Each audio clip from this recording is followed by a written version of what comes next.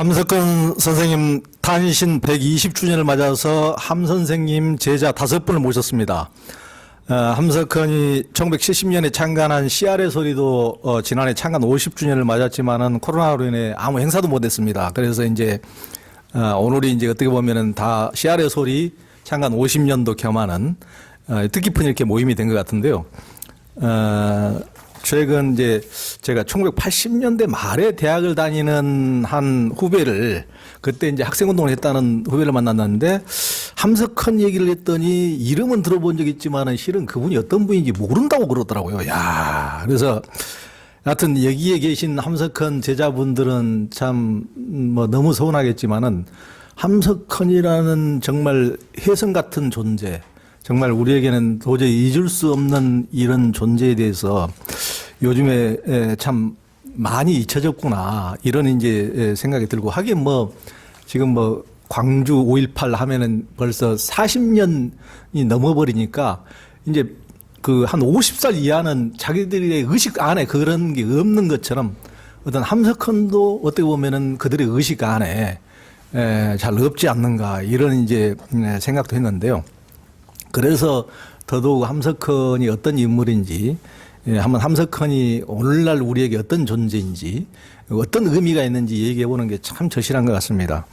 그래서 이제 그 함석헌 선생님은 1901년생이시고 일제시대 독립운동가였고 이승만 박정희 전두환 독재시대 민주화 지도자였습니다. 그뿐 아니라 세계 철학자 대회에서 한국이 근현대 내놓을 수 있는 거의 유일한 철학자로 여겨질 만한 이제 사상가이기도 합니다. 그런데 그 무엇보다도 제게 이제 함 선생님이 이제 다가오는 것은 우리가 이제 말이 흔하고 믿습니다. 목소리만 높은 시대에 함석헌처럼 삶으로 헌신하고 고난을 자처하면서 이렇게 몸으로 보여주신 분들이 흔하지 않다는 것입니다.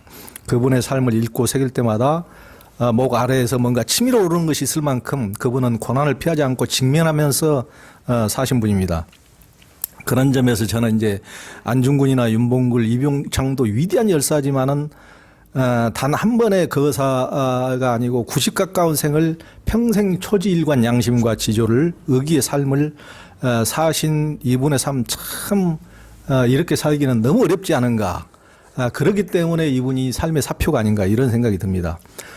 오늘 이제 함석헌 탄생 120도를 맞아서 함석헌의 삶과 사상이 지금 이 시대에 어떤 의미가 있는지 어떤 깨우침을 주는지 함석헌을 평생 모신 마음속으로 지금도 모시고 사신 제자 5분을 모시고 말씀을 나눠보겠습니다. 오늘 모신 분들 우선 인사를 드리겠습니다. 이제 박성균 목사님이신데요. 박 목사님은 1970년 CR의 소리 창간 때부터 편집 일을 도맡아 하셨고 함 선생님을 가장 가까이 모셨던 분이고 지금도 CR의 소리 주관이십니다. 소개하면 어떤 분인지 알아야 되니까 고개를 숙여주시고 또 이제 김용호 인하대 명예 교수님이십니다. 김 교수님은 서울대를 졸업하고 중앙신학교에 진학해서 그곳에서 강의하던 함 선생님을 만나서 평생 스승으로 모신 분입니다. 우리 김용호 교수님. 또 이제 박재순 목사님입니다. 박재순 목사님은 서울대 철학과 1학년 때 서울대 강연을 온 함석헌을 처음 만난 이후 함석헌 선생님 댁과 이제 함석헌의 공부 모임에 참석해서 제자가 된 분입니다. 그리고 이제 또 두 분은 지금 이곳 이제 함석헌 기념사회를 이끄시는 분입니다. 지금 이곳 지금 모인 자리가 우리가 지금 서울 서교동의 함석헌 기념사업회인데요. 거기 이제 함석헌 생전부터 그를 모셔온 제자들이고 우리 목성균 함석헌 기념사업회 회장님은 사업가이시기도 하고 현재 사업가를 이 사업회를 이끌고 계신 분입니다. 그리고 이제 장영호 CR사상 연구원장님은 고등학교 교사 출신으로 그때부터 이제 함 선생님을 스승으로 모셨고 지금 함석헌 사상을 연구하면서 함석헌 책 출간 작업을 돕고 있습니다. 이제 함석헌은 비폭력 평화주의 사상가이지만은 이분은 일제시대 때도 한가하시고 공산당에게도 또 남한의 독재자들에게도 어디에도 굴복하지 않고 화라산 같은 웅변을 토해내신 분이기에 투사의 이미지도 강합니다. 그런데 이분이 일본 유학을 마치고 오산학교 교사로 쉴 때 그때 이제 우리나라에도 한참 이제 사회주의 어떤 바람이 불었는데 그때 이제 거기에 물든 학생들이 학내 데모를 하면서 교사들 문매를 때린 적이 있다고 그래요. 그런데 함석헌은 그때 스스로 자기 눈을 가렸다고 그럽니다. 자기를 때린 학생이 누군지를 보지 않기 위해서 그랬다고 합니다. 만약 자기를 때리는 학생이 누군지를 알게 되면 그를 미워하게 될까봐, 그 학생을 미워하게 될까봐 자기 눈을 가렸다는 거예요. 그 이야기를 읽는데 갑자기 제가 목이 메어오더라고요. 야, 나 같으면 언놈이 나를 때리는지 참 눈을 부릅뜨고 볼 것 같은데. 하여튼 이분은 그때 이제 30대 초반으로 혈기왕성할 때였는데 참 남다르신 분이구나 그런 생각이 들고, 이제 훗날 이분이 세상은 미움이나 증오나 전쟁이나 어떤 승리로 문제를 해결할 수 없고 오직 평화로 비폭력으로 사랑으로만 구원할 수 있다고 한 것을 말만이 아니고 그때부터 몸으로 이렇게 보여준 것이 아닌가 이렇게 느꼈거든요. 이제 비폭력 평화사상가로서 함석헌의 어떤 인간적인 면모를 이제 한번 한 두 분 정도만 말씀해 주셨으면 합니다. 벌써 선생님이 돌아가신 지가 32년째고, 지금 탄신 120주년인데, 저는 1970년이라고 여기에 되어 있는데 70년이 아니고 71년, 70년에는 전도경 씨가 선생 시아리 소리 창간에 도왔던 거고, 이게 2호를 내고 이제 강제 폐간 당하고, 그 다음에 이제 다시 복간할 때 문대걸 목사님하고 나하고 지금 참여해서 복간호를 냈습니다. 그래 제가 편집 책임을 맡고 문 목사님은 업무를 맡고 이렇게 했는데, 하여간 그동안에 세월이 너무 많이 지나가지고 잊어버린 것도 많고 하지만은 선생님의 그런 모습이나 그때 시아리 소리를 좀 시작하고 선생님과 함께 이렇게 일하던 그때는 잊어버릴 수가 없는 그런 어떤 인상적인 것을 저는 갖고 있어요. 그런데 제가 이게 잡지에도 조금 썼습니다만은 하여튼 선생님은 저는 학교에 중앙신학교에 거기서 이제 교무 소무를 맡고 있었던 일도 있었기 때문에 위에서 지시가 내려오기를 이렇게 계속 바라고 시아리 소리를 어떻게 했으면 되는가 하는 것 내가 전문가도 아니고 그랬는데 기다려도 선생님은 일체 지시가 없습니다. 일체 지시가 없지 이렇게 하라 저렇게 하라 하는 그런 말이 전혀 없어요. 그래서 그런 점이 있고, 그리고 제가 유심히 지금 생각해 보면은 선생님은 여기 원효사가 70번지에 와본 사람들이 많이 있지만은 대문이 항상 열려져 있습니다. 대문을 닫아 걸는 것도 없고 그래서 누구든지 들어올 수가 있는데 형사도 들어오고 정보원도 들어오고 경찰도 들어오고 마음대로 왔다 갔다 하고 이렇게 하는데 선생님은 이렇게 만나시는 걸 보면은 무슨 차별이 없어요. 무슨 높은 사람이라고 특별히 대하고 이런 것도 없고 어린 애들한테도 똑같이 대하고 모든 사람은 다 똑같이 대한단 말이에요. 이제 그런 거를 발견하고 선생님과 같이 이렇게 식사를 선생님 함께 하시는데 우리는 세 끼를 먹으면서도 그냥 한 끼 밥을 선생님 책상 거기 밥상에서 같이 이제 먹었는데 선생님은 밥을 더 먹으라든지 많이 먹으라든지 이런 말은 일체 없습니다. 없고 선생님 밥만 드시고 똑같이 이렇게 거기서 밥상을 같이 했던 것이 기억이 나고, 그리고 이제 또 하나 기억나는 거는 이제 선생님이 있다고 하면 저기 봉쇄할 때가 있어요. 박정희 그때 시대는 선생님이 목요기도를 나가시는데 목요기도에 못 나가도록 아주 경찰들이 한 30명씩 앞에 막아서 막아요. 그러면 선생님이 정장을 하시고 그냥 나가십니다. 나가시는데 제가 옆에서 본 거 보면은 다른 분들은 그냥 나간들하고 그냥 손으로 때리고 밀치고 발로 차고 그냥 난리를 치거든요. 선생님은 절대 그런 일이 없고 그냥 단호한 자세로서 그냥 밀기만 하시는 거예요. 밀기만 하시고 제가 옆에서 봤지만 한 번도 무슨 경찰을 때린다든지 발로 찬다든지 이런 게 없어요.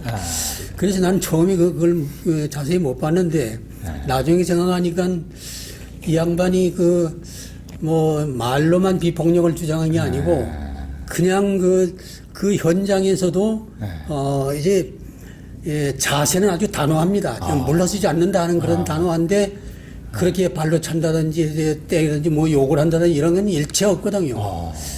그렇게 하다가 그게 이제 뭐 그 나중에 알고 보니까 목요 기도회가 끝나면 풀어주는 거예요.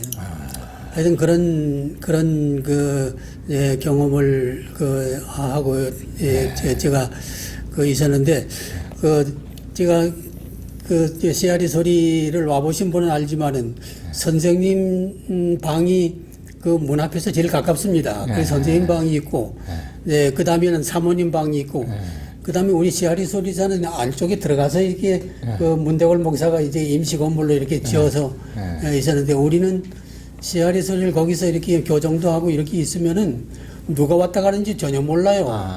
그러면 누가 왔다 가는 거 이게 선생님이 제일 먼저 한단 말이에요. 그리고 경찰이 왔다 가는 것도 우리는 몰라요. 이제 그래서 우리는 좀 문 앞에 만일 있었으면 우리가 저게 이렇게 수위는 아니지만은 그래도 경비라든지 이런 거를 거기서 하고 이렇게 할 수도 있는데 우리는 전혀 그걸 못했어요. 하여튼 그래서 그런 것이 지금 와서 생각할 때는 다른 사람에 비하면은 전혀 저게 비교가 안 되는 그런 복을 가지고 계신 분이 아닌가 그런 생각이 듭니다. 예. 박 목사님처럼 그렇게 가까이 모실 그런 기회는 없었는데 한 가지 생각나는 건 제가 1970년에 미국 유학을 떠나서 펜실베니아 대학에서 공부할 때 어떻게 연락이 돼서 팬들이 거기서 가까워요. 예, 같은 펜실베니아. 그렇죠. 그래서 함선이 와 계신다는 거 알고 제가 먼저 찾아갔는지 하여간 그때 석경진 교수님도 와 계셨는데 필라델피아에 같이 아마 그분이 차가 있으니까 갔는지 아마 모시고 온 적도 있고 그랬는데 바로 그 캠퍼스 안에 한국인 교회가 하나 있었어요. 그래서 그때 김응수 하백이 필라델피아 지역의 교민회장을 하시고 그 펜대학의 이정식 정치학 교수가 계시고 다 이렇게 교회에 나오셨죠. 그래서 저도 교회에 나갔죠. 그래서 도움도 받고 그때 구용환 목사라고 한신 출신이 계셨는데 정경현 선생 아마 제자신 것 같아요. 그런데 제가 제안을 했어요. 함선 선생님 여기 계시니까 한번 와서 강의를 좀 하시면 어떠냐 하니까 좋다고 그러시단 말이에요. 그래서 이제 함선 선생님한테 말씀드리고 이제 그 다음 주에 오시기로 했는데 갑자기 취소를 한다는 거예요. 그 목사님이. 그래서 뭐 좀 의아스러운데 생각해 보니까 안기부가 그 당시 함 선생님이야말로 정말 투사로 계시다가 잠깐 이제 쉬러 나가셨는데 거기까지 이제 손길을 뻗치고 있다는 게 드러났어요. 예.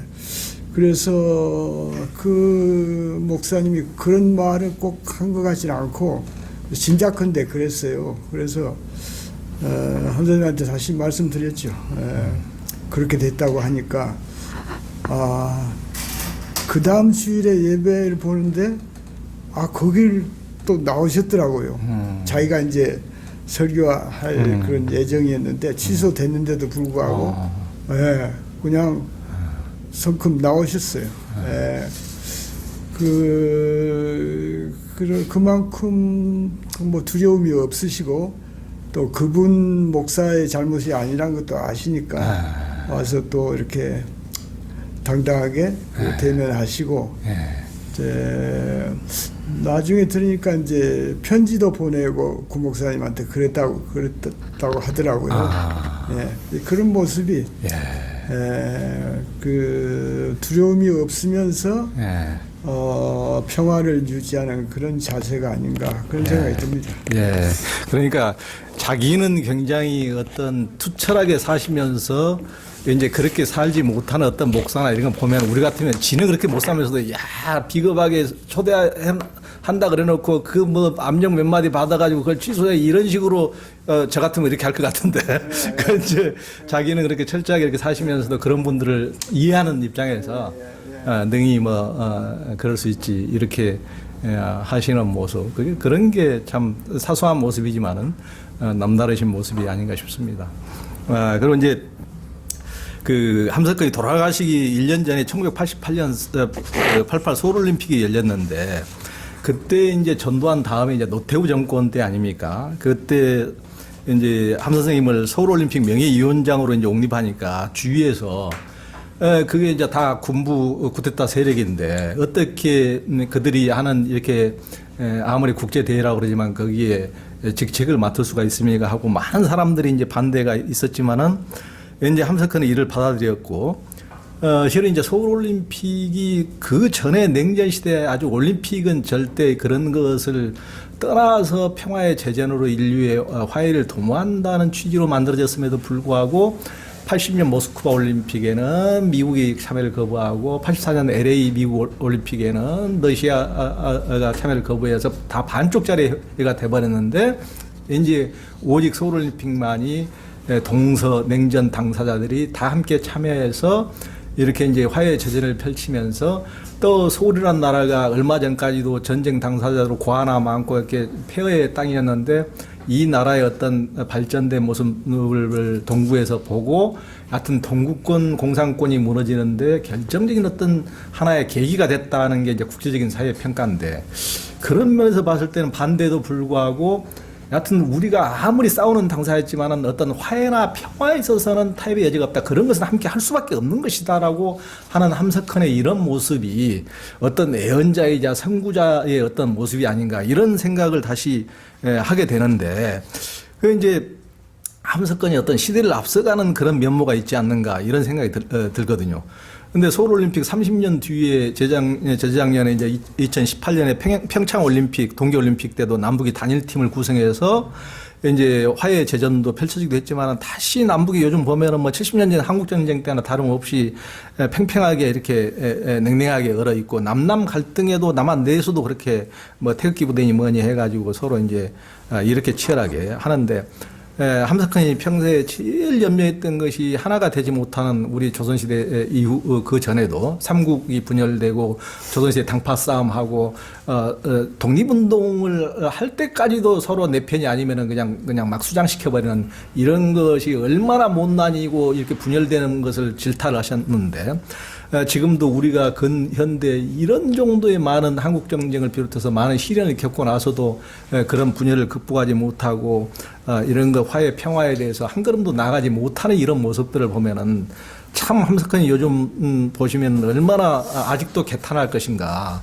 참 무덤에서 다시 나올 일이 아닐 수가 없는데 이런 갈등과 분열이 계속되고 있는 이런 상황에서 함석헌의 비폭력 평화, 대화를 늘 말씀하셨는데 그런 어떤 방식에서 우리의 갈등과 분열을 해소할 어떤 방법이 없을까요?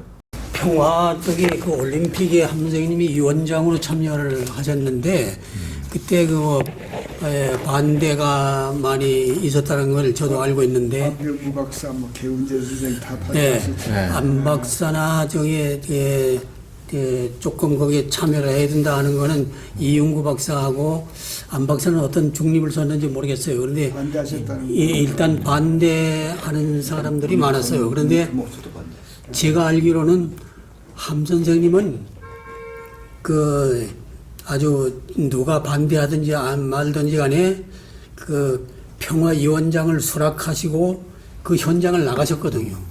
그런데 그거는 누가 이렇게 권유해서 나간 게 아니고 그 선생님은 제가 그 표현이 맞는지 몰라도 하여튼 평화에 대해서 종지부를 찍기 위해서 나가셨다 이런 생각이 들어요. 그래서 거기 그때 나가면 알지만 그때는 이미 선생님은 벌써 얼굴이 아주 거의 기진 추차하게 돼 있고 그 성명서를 읽을 수가 없었어요. 그래서 그 소영원 씨가 대신 읽었고 그리고 함 선생님은 그 평화위원회 위원장으로서 거기에 이제 나가셨다고 하는 거는 제가 보기에는 평화를 위해서 그만큼 뭐 이러고저러고 따질 필요가 없다. 평화니까 내가 나간다 하는 것으로서 이제 돌아가시기 전에 마지막에 그 현장에 나갔다고 하는 의미는 난 대단히 크다고 생각하고, 선생님의 그런 기본적인 그런 사상이 비폭력 평화 사상을 마지막에 그걸 그게 뭐 이렇게 투쟁하는 사람들은 불만이겠지만은 선생님 평화를 사랑하고 평화를 위해서는 이러고 저러고 따질 필요가 없다. 그렇게 하고서 나가신 걸로 이렇게 돼 있거든요. 그래서 뭐 그거는 그런 정신은 우리 오늘날도 본받아야 되지 않나 그런 생각이 듭니다. 예, 예. 올림픽 정신이죠. 예, 예. 그리고 지금 이제 그런 어떤 평화를 위해서는 다른 것 사소한 것 좀 오불조불한 이런 데서 좀 벗어나서 우리가 한국 전쟁에 그렇게 수백만이 죽는 참 그런 아픔을 겪었기 때문에 좀 다시는 그런 똑같은 짓을 반복하지 않기 위해서라도 좀 한 발 나가는 맛이 있어야 되는데 지금까지도 우리는 참 그런 데서 나가지 못하는 상황이고 한 선생님의 탄식의 소리를 안 듣도록 이렇게 후학들이 좀 이렇게 좀 나가줬어야 되는데 지금까지도 이제 우리가 지금 답답한 지경 아닙니까? 그런 것을 좀 어떻게 좀 저는 함석헌 선생님은 그 생명사상가고 생명 신앙가라고 생각을 하는데 생명이라고 하는 것은 자발적 주체 그 참된 나를 강조하는 것이기도 하지만은 또 전체가 하나로 이어져 있고 통일되어 있는 거거든요.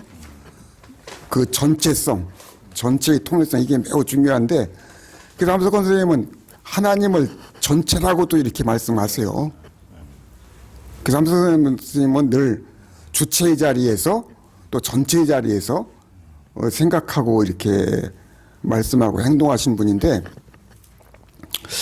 전체의 자리에 설 줄 알아야 그 지역과 당파와 진영의 논리를 벗어날 수가 있는데 지금 전체라고 하는 것을 생각을 뭐 하는 사람들이 없는 거지요. 없으니까 형식적이고 절차적인 민주주의만 지금 발달해 있지 실질적이고 내용적인 민주주의는 오히려 후퇴되어 있잖아요. 안창호 선생님도 그렇고 함석헌 선생님도 그렇고 생은 권리보다는 의무, 책임이 사명이 훨씬 더 중요하다고 했거든요. 사명, 책임, 의무가 훨씬 더 중요하게 얘기를 해야 그래야 평화 통일의 길이 열리지 않을까. 그러지 않고 다 권리 주장을 하고 자기가 권력을 잡기 위해서 남을 비난하고 남을 이렇게 다투기 시작하면은 합의해서 평화 통일의 길로 가는 길은 실마리도 잡히지 않는다. 그러니까 함석헌 선생님의 그 비폭력 평화의 길이라고 하는 것은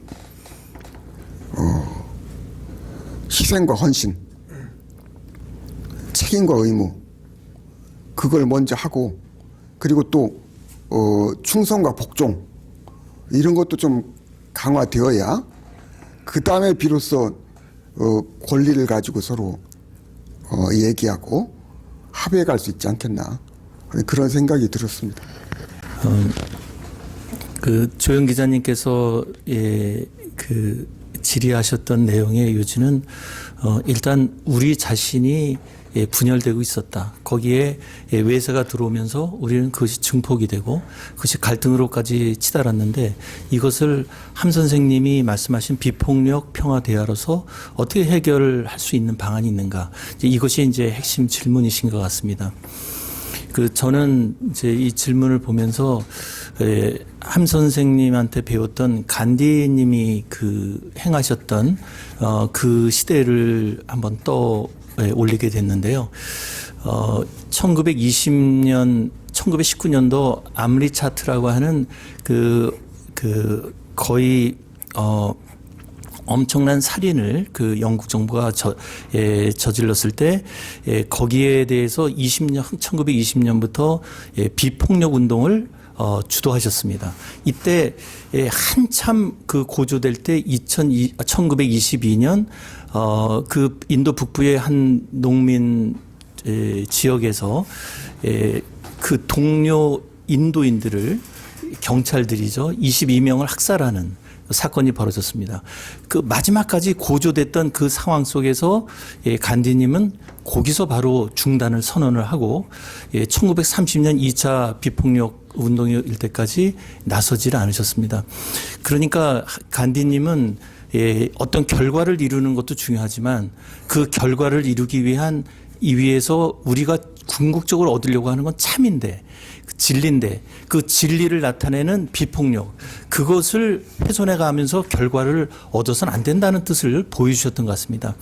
저는 이제 그것을 이 질문을 통해서 새겼고 그러면서 어떤 한계도 느꼈습니다. 함 선생님이 그 당시에 어떤 사회 상황 또 우리들 민족이 갖고 있었던 그 한계 때문에 그것을 이렇게 조직적으로 그러한 운동을 그 표시까지는 못했습니다.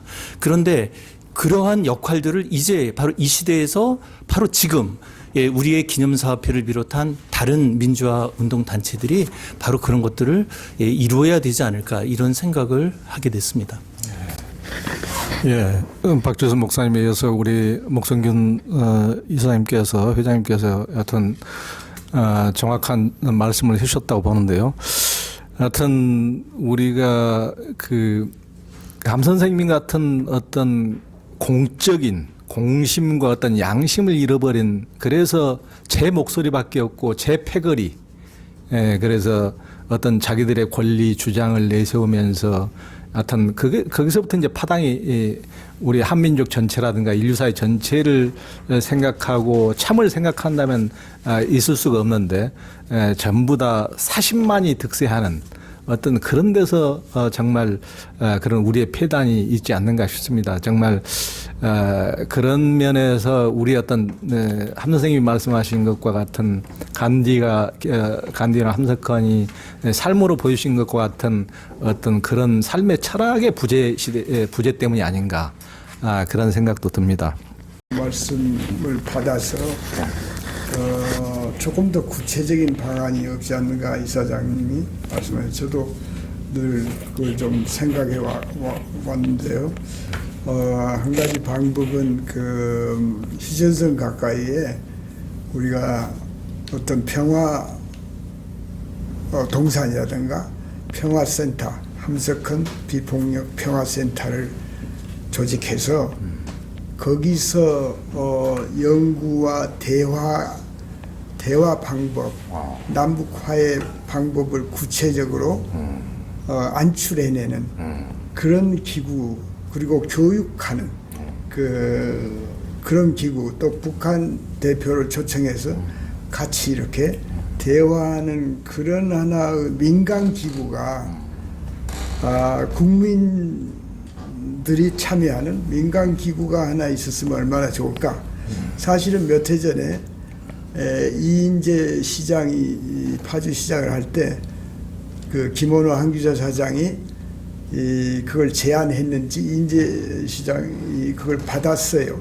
그래서 평화 동산 땅을 5만 평에 달하는 아주 좋은 지역, 우리 같이 가봤죠. 김재태 목사님이랑 박 목사님이랑 너무나 좋은 데를 제공했어요. 시장이.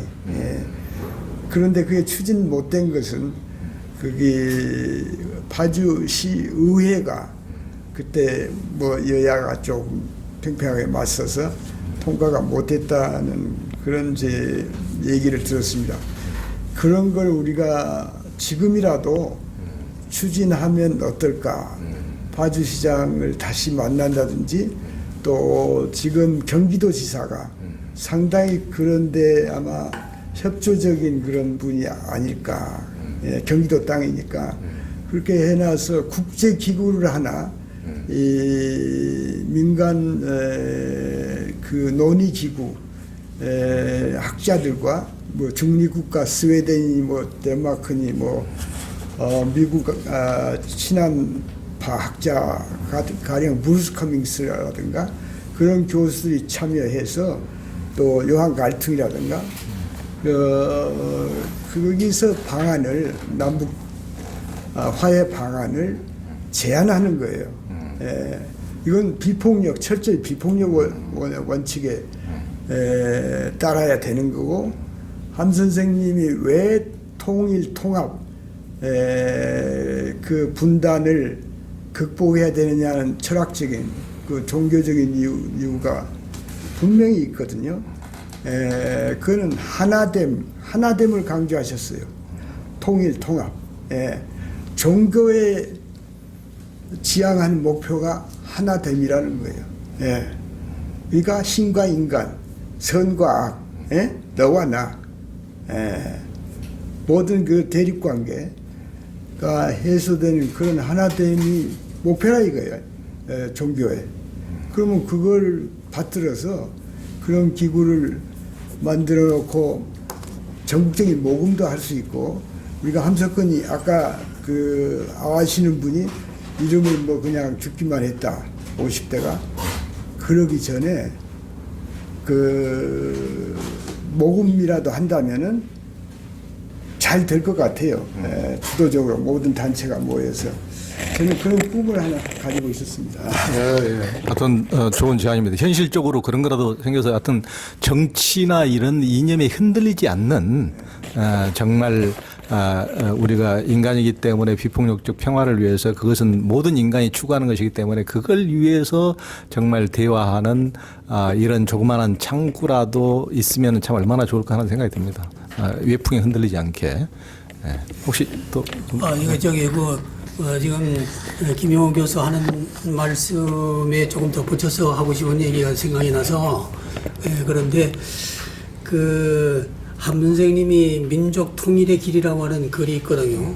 근데 이제 거기 자세한 내용을 지금 기억을 못하지만은 선생님의 그런 민족 통일의 그 초점이 어디 있냐 그러면은 남북의 정치인들은 다 물러가고 순수한 민간인, 말하자면 시알들이 남북에 모여서 통일을 하자는 주장이거든요. 그래서 우리가 지금 지난번에 이 파주 시장 까지는 얘기가 됐는데 5만 평 땅 나도 가봤지만은 아주 그냥 북한이 그냥 내다 보여요. 그리고 이제 그걸 하고 있었는데 거기 의회에서 한나라당 숫자가 많아가지고 부결을 시켰어요. 예? 그래서 이제 그게 그냥 진행이 안 되고 말았는데, 하여튼 뭐 그런 그 가능성 같은 거가 지금도 뭐 이렇게 이재명 그분은 아마 도지사가 뭐 어떤 생각을 가지고 있는지 모르지만은 빗나갈 것 같아요. 그 전에 우리가 추진하다가 그걸 그냥 실패로 됐기 때문에. 그리고 지난번에 여기 뭘 벌써 몇 회가 됐습니다만은 김종태랑 나랑 또 한길사 사장이랑 용산 구청을 간 일이 있어요. 그런데 이건 그 구청장이 나오는 줄 알았더니까 뭐 그냥 그 직원 하나 내보내고 그냥 우리 얘기하다 말았어요. 그냥 실제로는 박원순 시장하고 다 합의가 됐다고 그랬거든요. 합의가 되고 말하자면 이제 사각 74. 원효로에 선생님이 원효로에 사셨으니까 원효로 집은 팔렸지만은 그 옆에 거기 이름 없는 공원이 하나 있어요. 그거를 함석헌 공원으로 바꾸자 이런 얘기 있었거든요. 그랬는데 그게 그냥 흐지부지 되고 말았어요. 그리고 김한선이 아니고 박원순이 죽고. 근데 김재태 목사님은 지금도 평화동산을 추진하자고 저하고 그렇게 아주 열정을 가지고 계세요. 한번 신영사업에서 좀 심각한 생각해 주시면 좋겠습니다. 네. 여하튼 그런 우리 어떤 평화가 오지 않을 때 가장 그 고통을 받는 것은 우리 민중들 씨알들인데요. 뭐 잘못한 일도 없이 그냥 걷어채어서 다 죽고 다치고 다 몰살당하고 하는 것이 우리 씨알들인데, 그것들이 어떤 이를테면 영웅이라고 하는 이들 전부 다 그것이 욕망과 뭐 북의 김일성도 남의 이승만도 외세를 차고 자기들의 권력을 위해서 어떤 민초들을 짓밟고 수많은 사람들을 죽이는데 같이 동조를 한 우리 아픈 역사를 되새겨 보면은 그것이 전부 다 어떤 개인의 욕망과 다 관계가 되는 것 같습니다. 그래서 지금은 그런 권력력뿐만 아니고 자본주의 시대에 모든 사람이 욕망을 향해서 달려가는 이런 시대인데요. 권세와 욕망이라면 도덕이나 양심 같은 것은 뭐 안전에도 없는 어떻게 보면 그런 시대가 돼버리지 않았는가 싶은데요. 그런데 이제 함석헌의 삶을 보면은 참 이분의 삶을 보면은 저도 참 기가 막힌데 20, 30대 오산학교에서 10년 동안 역사 교사 한 것 외에는 한 번도 정규직 직장을 가져본 적도 없고 밥벌이를 해본 적도 없고 월급을 받아본 적도 없고 그런 삶으로 평생을 일관하시고 그렇지만은 뭐 평양에서도 자기가 이제 만약에 공산당에 협조를 했으면은 그때 당시 그쪽 평안도 문부성으로 추대가 됐으니까 뭐 문교부 장관도 할 수가 있을 끼고 남한에서도 무슨 월남한 이후에 서울대학교 교수 사범대 교수라 그런 것도 거부하시고 또 그때 60년대에는 뭐 함석헌이 강연 한번 하면 수만 군중이 움직하고 또 감옥에 있는 장준하까지 뭐 함석헌이 포효해서 저 사람을 국회의원으로 만들자고 해가지고 국회의원 당선시킬 정도로 그 정도로 영향력을 발휘하니까 야당에서도 당수로 옹립하려 그래도 그것도 싫다 하시고 그러니까 일체 자기 개인의 어떤 일신의 영달이나 이런 것을 다 떠나버리고 이렇게 살고 뭐 집도줄도 없이 이렇게 사시다가 온여로 그거 하나 집 하나 어떻게 지인들이 마련한 것조차도 자기가 존경하는 남강 이승훈 스승의 재단에 그냥 바쳐버리고 헌납해버리고 이런 삶을 야 어떻게 저렇게 살 수가 있을까? 저는 이제 그런 삶을 보면은 우리가 지금 하는 CR의 소리 초대 편집위원으로 법정 스님도 함께 하셨다고 그러는데 일찍이 법정 스님이 무소유로 유명하신데 저는 그렇게 산속에서 무소유로 사시는 분보다 오히려 함석헌의 무소유를 높게 평가하는데요. 이분이야말로 뭐 암자가 아니고 세상에서 나와서 자식도 있고 처자식도 있고 세상 속에 살아가면서 그것에 물들지 않고 초탈해서 이렇게 자기의 어떤 양심을 팔지 않고 이렇게 그것에 초탈해서 이렇게 집착하지 않고 살아온 무욕의 인간이었기 때문에 이분이야말로 진짜 무소유적 삶이 아닌가 이렇게 생각하고 감히 정말 제가 따르기 어려운 이런 어떤 삶이 아닌가 이렇게 보는데 지금은 어떤 그런 자기 욕망을 위해서 무슨 남북이 어쨌든 평화가 어쨌든 나라가 어쨌든 뭐 종교가 어쨌든 뭐 말뿐이지 내세우는 것뿐이지 자기 전부 다 이기심과 다 연결돼 있고 그러니까 내 이기심이 우선하는 이런 게 적지 않은데 이런 작금의 우리나라 지금 이런 욕망의 시대 그래서 양심과 도덕이 무너져가는 이런 시대에 함석헌이라면은 어떤 가르침을 줄까요? 그 함 선생님은 그 안창호 선생이나 이승원 선생 그 교육 독립운동을 계승해서 평생 사신 분이라고 생각하는데요.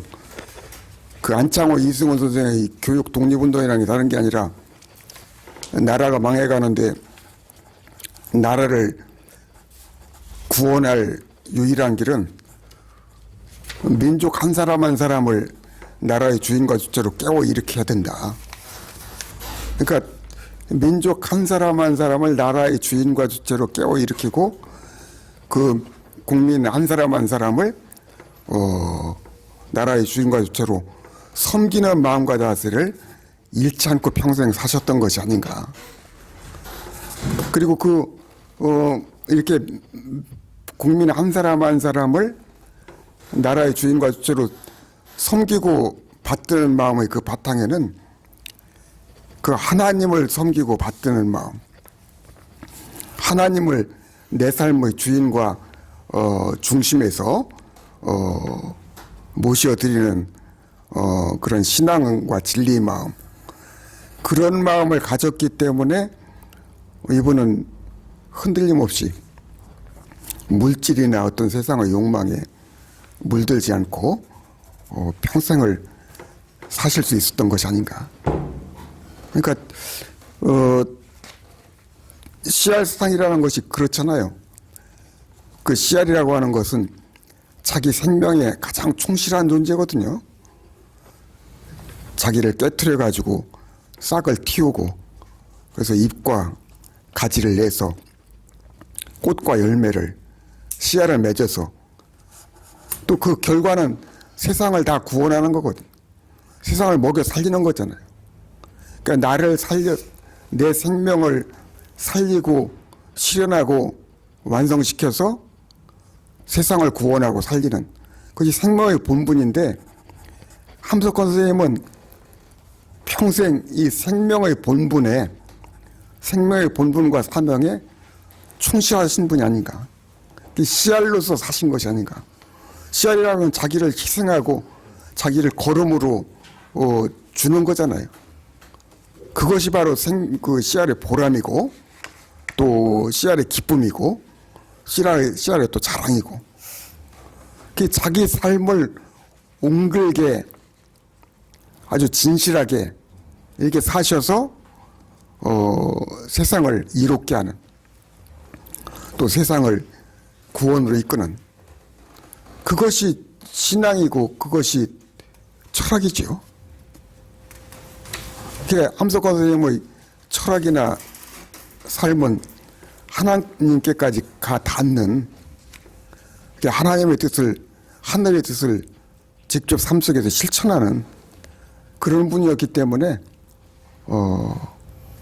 이렇게 자유롭게 또 초연하게 사실 수 있었지 않나.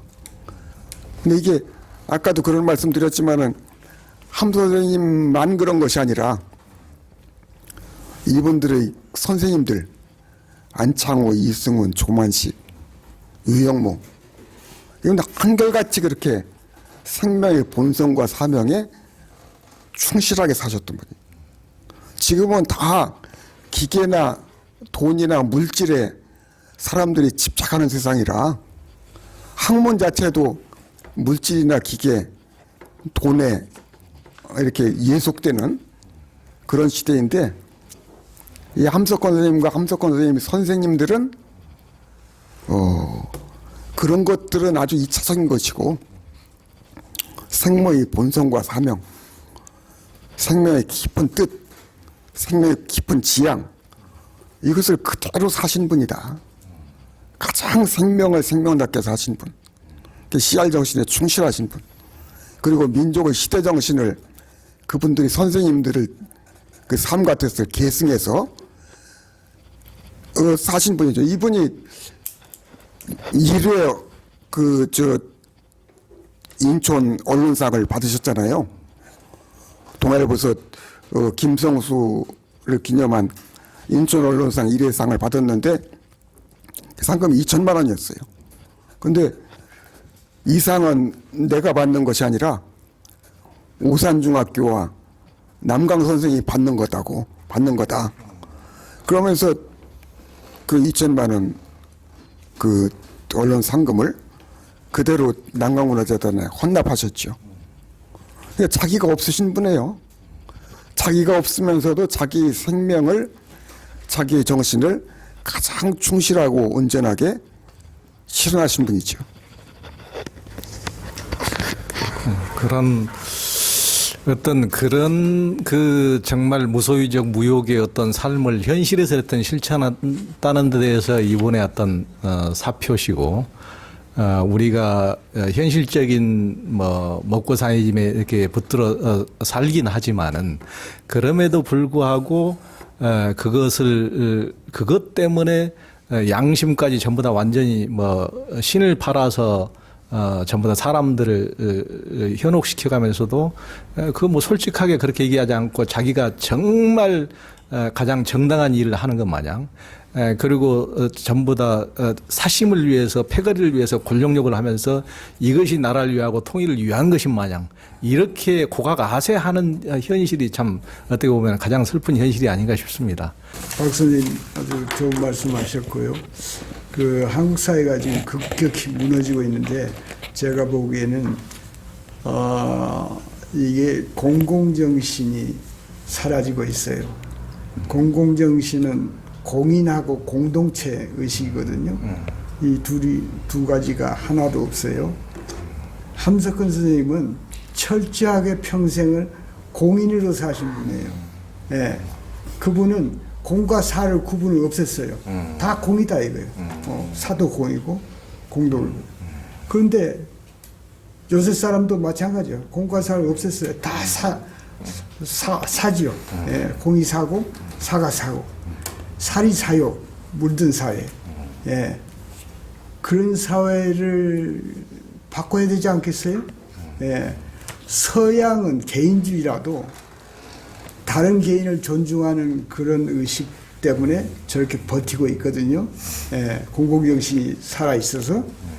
근데 우리는 이 정치 보세요. 정치하는 사람들, 그래도 민주당 의식 있는 의원들이 많으니까 저 학생운동도 하고 사회에 자기를 투여한 경험이 있거든요. 예. 이제 그런 사람들이 있으니까 그래도 버티고 있는데 이 재벌이라든가 뭐 권력 집단들이 철저히 검찰, 예? 또 언론이 다 사적인 집단이었어. 사회라는 게 사사로운 사회지 이게 사회 모임 그게 아닌 거예요. 전부 사로 바꾸면 맞아요 이 사회가. 예. 사법도 개인의 법이지 뭐 검찰 마음대로 하고 이제 그런 풍조를 고치기 위해서는 한 선생님이 모델이니까 그 선공후사, 대공무사, 또 멸사봉공 이 정신 그걸 사회에 뭔가 고무시키는 그런 운동이 필요할 것 같아요. 저는 공인선언을 하자. 나이가 50쯤 되면 나는 이제 사인이 아니다. 예, 가족을 떠나서 공인이다. 이런 선언이라도 한번 하면 어떨까 그런 생각이 들었습니다. 선생님이 이제 돌아가신 지가 이제 32년인데 선생님이 남기신 그런 어떤 그 정신, 예, 그것이 무엇인가? 그 선생님은 이제 그 돌아가시기 그 얼마 전부터 그 바통 얘기를 하셨단 말이에요. 예, 바통을 내가 이렇게 난 장세로부터 받은 바통이 있다. 내가 이제 그 저기 진리의 바통. 예? 진리의 바통. 진리의 바통인데 그 바통이 그 장세로부터 내려오는 바통을 선생님은 받았다고 얘기했거든요. 그래서 그 바통을 내가 쥐고 흔들 테니까 받을 사람은 받아요. 이렇게 말씀하셨는데. 아니, 그 말씀이 어느 글에라도 나왔어요? 글이 나왔죠. 그래요? 아니, 그거는 제가 전인상 교육관 거기서 그 노자가인 때 말씀한 게 아니고 거기서 이제 주일날 그 성경 모임이 있었어요. 거기서 그 선생님이 누가 이 바통을 받을 것인가. 예, 이런 글은 있죠. 그런 글이 있는데 그거를 제가 녹음을 해가지고 그 시간에 낸 적이 있어요. 그런데 거기 내가 누가 이 바통을 받을 것인가 이렇게 제목을 붙였는데 선생님이 고치기를 누가 이 참의 바통을 받을 것인가 이렇게 고치셨어요. 그래서 그거를 다시 수정해서 내셨는데 그런데 거기에 그 선생님의 그 바통 문제가 그 이제 우리에게 이제 떨어졌다고 하는 건데 선생님이 그런 말씀도 하셨거든요. 너희가 바통을 받다가 바통을 못 받고 떨어뜨렸다면은 너희 주변 어디에 있기 때문에 너희 주변에서 찾아가지고 뛰어야지 바통 없이 뛰면 소용없다. 예, 그런 말씀을 하셨어요. 그래서 내가 그 선생님의 말씀을 선생님이 그런 바통을 우리 주변에 있다고 말씀하셨단 말이에요. 우리 주변에 어디 있는가를 내가 아무리 찾아도 잘 안 보였는데 내가 두 개를 찾았다는 생각을 하고 있어요. 그건 뭐냐 그러면 선생님이 살림살이 12가지가 있다고요. 살림살이 12가지가 있고 씨알의 소리와 씨알에게 보내는 8가지가 있어요. 그래서 내가 보기에는 그것이 사실 바통이라는 생각이 들어요. 사실 그 살림살이 12가지는 거긴 12가지 제가 다 외우는데 그걸 뭐 지금 여기서 얘기하기는 뭐라고 거기 1번, 2번이 중요해요. 예, 첫째는 이게 늘 하늘을 우러러보자. 두 번째는 몸은 언제나 꼿꼿이 가지자. 이제 이래서는 그것을 씨알 정신이라고 이렇게 얘기를 하는데, 그러니까 그 선생님이 남기신 그런 어떤 바통은 살림살이, 그거는 저기 개인의 내적인 문제고, 또 이게 씨알에게 보내는 우리가 내세우는 거 8가지는 대사회적인 그 외적인 문제라고 그렇게 생각을 하고, 그거를 실천만 하면은 선생님이 바통을 이어가는 것이다 이런 생각이 드는데 제가 이제 거기다 또 첨부해서 말씀하면은 그 CR 정신이라고 하는 거를 이거를 우리가 좀 더 연구를 하고 좀 더 구체적으로 선생님이 말씀을 많이 하셨지만은 CR 정신을 그 이어 갈 수 있는 어떤 그런 뭐가 있어야 되지 않느냐 그런 생각이 드는데 선생님이 나는 그 CR 정신을 그 일자 정신이라고 아까 누가 얘기했나 CR이라고 하는 거가 이 C도 중요하지만 R이 더 중요하거든요.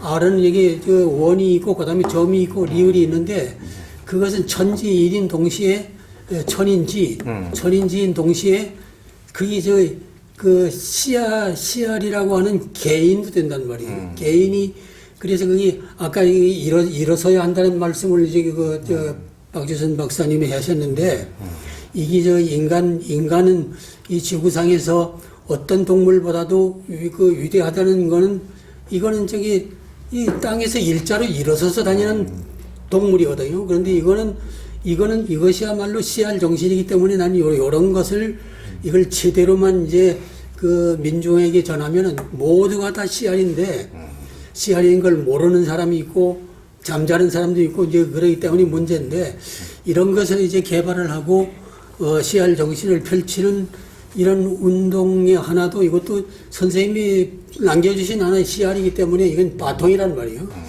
그리고 이런 거를 좀 연구를 하고 이렇게 교육하고 이렇게 해서 우리가 이제 뭔가 매듭을 이게 이어가야 되지 않나 그런 생각이 듭니다. 다들 자격을 갖추고 있는가 누가 받았는가 문제고.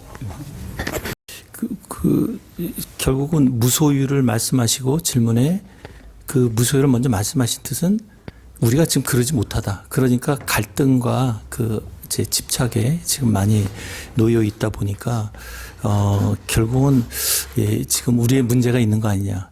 그렇다면 함 선생님이라면 어떤 가르침을 우리한테 줄 거냐 이런 이제 말씀을 해주셨는데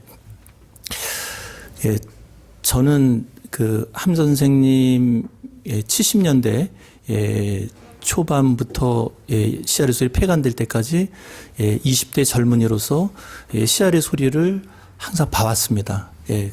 그 중심에 갖고 있었는데 1975년 9월부터 함 선생님이 바가바드 기타를 연주하기 시작하셨습니다. 그 전까지는 동양 고전을 예끌풀이로 하다가 그 바가바드 기타에 얼마 안 있어서 이런 말씀을 하십니다. 그 바가바드 기타 번역을 하셨다는 것은 그 함 선생님의 생각이 거기도 있으셨으리라고 생각하고 말씀드리는 건데요. 제 2장 샴카 요가에 있는 얘기인데 사람이 어떤 감각의 대상에 집중을 하게 되면은 거기서 집착이 생기고 그 집착이 생기면 집착을 이루지 못하는 것 때문에 분노가 일어나고 그 분노에서 이제 잊어버리게 되죠. 미망을 느끼게 되고 기억이 상실되고 그렇게 되면은 마지막에는 이성이 파멸되면서 그 사람 망한다 이런 얘기를 바가바드에 있는 얘기를 쭉 하십니다. 그러면서 그 감각의 대상을 쏠리는 그것을 우리의 한계라고 보고 그것을 해결하기 위해서는 참을 찾는 길이다. 그래서 참을 찾으면 감각의 대상에서 자유로워지고 궁극적인 평화의 길을 이룬다. 이런 이제 얘기를 하십니다. 저는 그 알짬이 참이고 그것의 세상에 나타남이 평화라고 그 글에서 이렇게 느꼈는데요. 함 선생님이 우리에게 여러 가지의 길을 말씀하셨지만 결국은 이전에 간디께서 얘기하셨던 진리를 주장하는 사타그레아와 마찬가지로 함 선생님도 결국 우리의 고질적인 이 문제를 해결할 수 있는 것은 우리 속 알짬으로 들어가는 그 길이다라고 말씀하시지 않았나. 언젠가는 다시 또 그 더 구체적인 방법에 대해서는 또 얘기할 수 있겠지만 이렇게 말씀드렸습니다. 우리 목성현 회장님이 20대의 CR의 소리를 통해서 본 구절을 아직까지 기억하고 계시다니 참 대단하십니다. 40년 간직했다가 요번에 다시 또 늘상 이렇게 친구들 카톡이나 이런 데다가 이걸 인용을 했거든요. 그러니까 지금 이제 그 대목은 그 바가바드 기타에서도 굉장히 중요한 대목인데 그 제가 알기로는 이제 그 유영모하고 함석헌의 관계를 그 간디와 비노바밥의 관계로 저는 이제 그 생각을 하는데, 그러니까 간디가 스승이긴 하지만은 비노바베가 대단한 동서양 고전에 통달한 그 천재였기 때문에 뭐 23개 언어를 했다고 그러는데, 그런 정도로 통달했기 때문에 저도 거기 이제 그분들이 사는 공동체에서 다 지내봤는데, 그때 그런 일화가 있어요. 그 항시 제자가 강의하는 것을, 비노바베가 강의하는 것을 간디가 항상 그 자리에서 유영모가 함석헌의 강의는 앞자리에 앉듯이 그 강의를 들었는데, 계속 날마다 앞자리에 와서 강의를 듣던 간디가 어느 날부터 3일 동안 하루도 저녁에 안 나오더라고요, 강의 시간에. 그래서 이제 비노바베가 가서 웬일이십니까? 파프 웬일이냐고 물어보니까 바로 그 대목의 강의를 듣고, 내가 감관을 제대로 수호하지 못해서 내가 굉장히 흔들리는데, 이것이 실제 그렇게 내 삶에서 내가 그렇게 되는지 안 되는지를 해야 진도를 나갈 수가 없기 때문에 지금 강의를 더 이상 들을 수가 없다고, 그 강의장을 못 가고 계속 자기의 감관을 지켜봤다는 얘기가 있어요. 그래서 굉장히 지금 핵심적인 지금 그 간디도 고민하고 넘어가기 위해서 거기서 그런 그 알짜미를 찾아서 자기 스스로가 평화로워졌기 때문에 이분이 인도의 평화, 세계의 평화에 기여하지 않았는가, 이런 생각이 듭니다. 굉장히 중요한 말씀을 해주셨네요. 또 감사합니다. 말씀 드렸습니다. 한 말씀만 드릴게요. 그 바통 얘기를 하셨으니까 저는 이제 바통에 대한 얘기를 함 선생님이 한 2차례 정도는 그 하셨던 것 같아요. 어느 글에 보면은 이 바통을 우리가 놓친 사회인데, 우리 시대는 바통을 놓치고 잃어버린 사회인데, 바통을 찾으려면 반드시 찾을 수 있다, 가까이서 찾으라, 이 얘기를 하면서 또 어떤 말씀을 하시냐면은 정치사를 얘기하면서 해방정국에서 우리가 이걸 놓쳤다, 이런 말씀을 하셨거든요. 해방정국. 그 해방정국에서 놓쳤으니까 해방 그 가까이 가서 살펴보면은 찾을 수 있겠다. 근데 이제 저는 함 선생님이 늘 입에 달고 사신 게 도산, 남강, 고당이잖아요. 또 다석 얘기도 하셨고, 그냥 함석헌 선생님의 사상이, 아니 바통이 창세부터 이어져 온 것도 사실이지만은 또 보면은 예수 얘기도 많이 하시거든요. 예수를 통해서 진리의 바통이 우리에게 주어졌다, 생명의 바통이 우리에게 주어졌다, 그런 얘기를 하고, 또 우리 민족으로는 우리 민족의 한 사상, 한 정신, 이게 우리가 나중에 하나님 앞에 심판을 받을 때 우리 민족이 한 업적으로 유일하게 가져갈 수 있는 것이 한 사상일 거다. 그러니까 한이라고 하는 게 하늘, 하나님, 생명의 알짬을 나타내는 건데, 그것이 우리 속에 있다는 거잖아요. 그러니까 이제 예수도 중요하고 우리 민족의 한 사상도 중요하고 그러지만은 아마 함석헌 선생님한테는 구체적으로 이 바통이라고 하는 것은 도산 안창호, 남강 이승훈, 고당 조만식, 다석 유영모를 통해서 형성된 한국 근현대의 정신과 철학, 그게 중요한 바통으로 함 선생님께 계승됐고, 그걸 쥐고 뛰었다고 생각하는데, 근데 불행하게도 우리 사회는 60년대나 70년대나 80년대 살았던 지식인들, 운동권 사람들, 이걸 이해하는 사람이 거의 없어요. 여기 주목하는 사람도 없고. 그러니까 함석헌 선생님의 사상은 함석헌 선생님 개인의 사상이 아니라 안창호, 이승훈, 조만식을 거쳐서 또 다석 유영모를 거쳐서 함석헌 선생님 속에서 대종합을 이룬 그런 사상의 큰 맥을 쥐고 있었던 분인데, 함 선생님 바통을 이걸 이해하기 위해서는 그런 한국 근현대사의 어떤 정신사적 맥을 우리가 살펴봐야 되지 않을까. 그러니까 요즘은 그 아까 이제 김영우 교수님도 그 함석헌 사상에 대해서 공사에 그분이 없으신 그분의 삶에 이제 말씀을 하셨는데 참 이제 참 귀한 삶이고 방금 이제 박조순 박사님 말씀하신 것도 뭐 안창호, 조만식, 남강 이승이라든가 이분들이야말로 어떤 사익이 아니고 공의의 삶을 온몸으로 이제 사셨던 분이기 때문에 그렇지만은 우리가 지금 뭐 종교를 보더라도 불교도 무슨 대승불교라 그러지만은 제가 보기에는 다 소승불교고 이제 개인의 어떤 평안과 해탈을 구할 뿐이지 어떤 대승적인 모습을 참 찾아보기가 쉽지 않고 기독교도 어떤 개인 내가 축복받고 은혜받고 천당가면 된다는 어떤 개인 구원에 너무나 깊게 빠져가지고 어떤 예수가 세상을 구원하신다 그랬는데 어떤 세상을 구하려는 그런 큰 마음을 가진 사람을 참 찾아보기 어렵고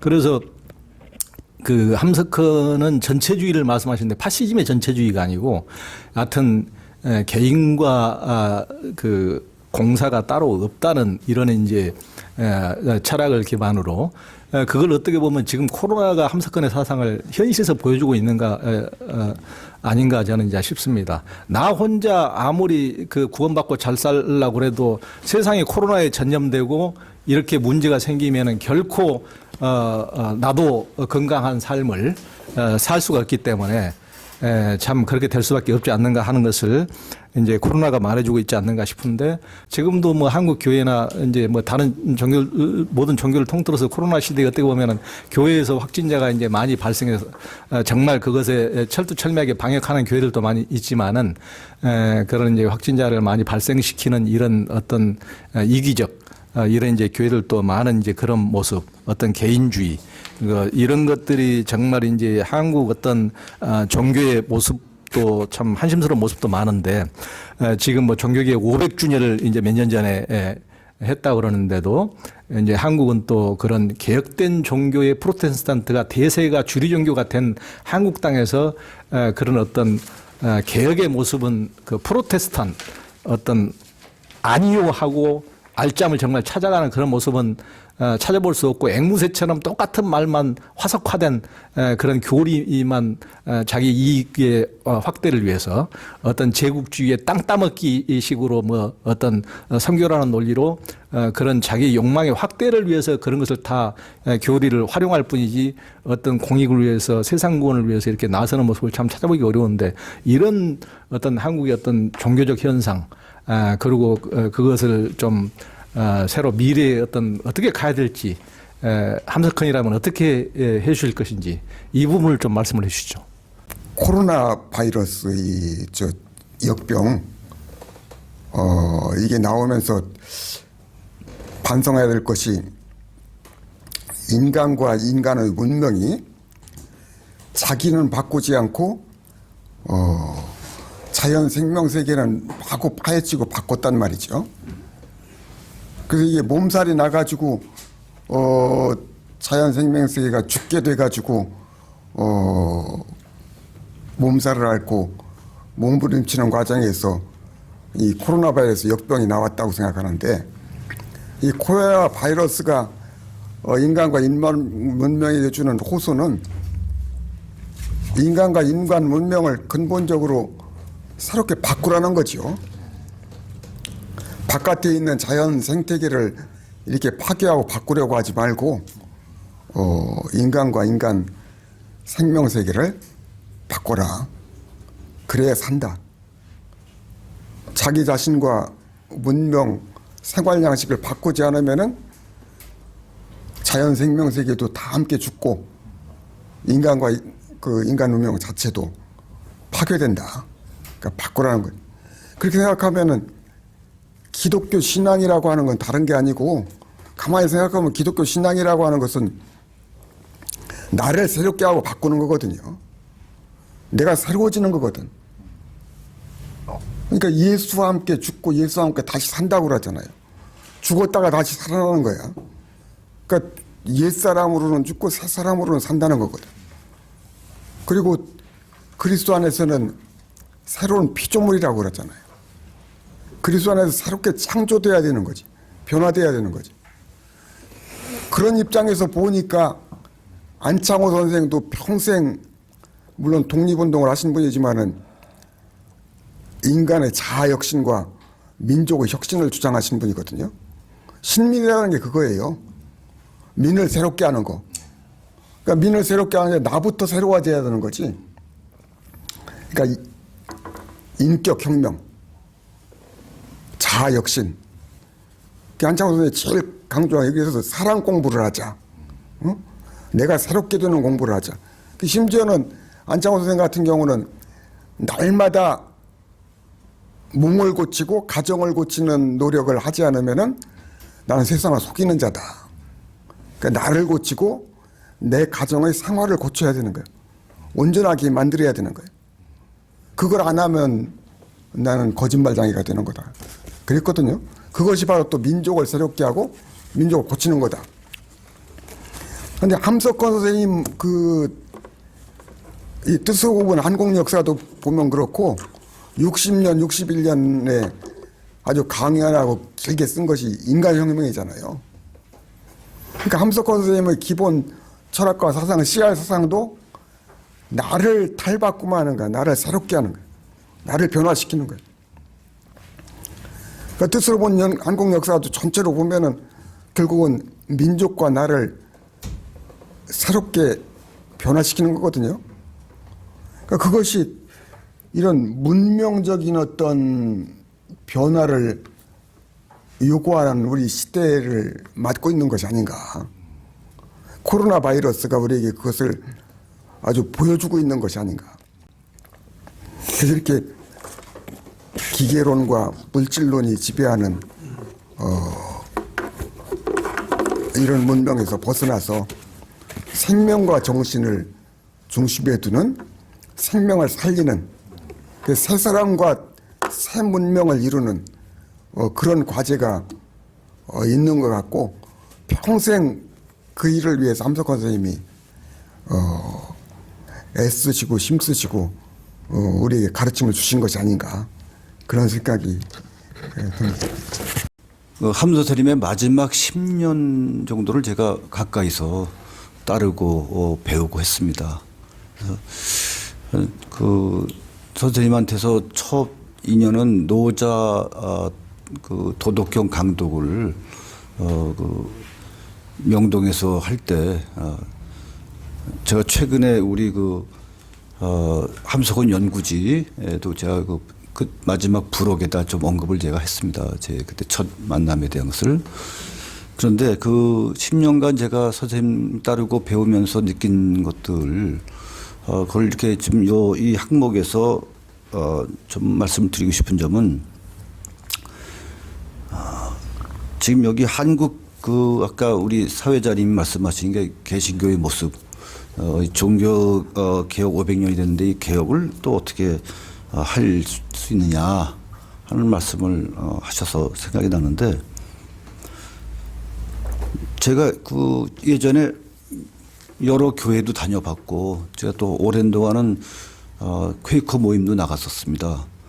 근데 그때 제가 여러 가지 느끼면서 함 선생님과의 그 일반 이 그 목회자 성직자들과의 어떤 그 다른 점, 그런 걸 제가 생각이 드는 거는, 이 한국의 이 대부분의 상당한, 물론 훌륭하신 분들도 있지만 상당한 부분들이 대부분 그 오직 성경, 오직 그런 쪽으로만 붙들려 있어가지고 그 시야가 좁습니다.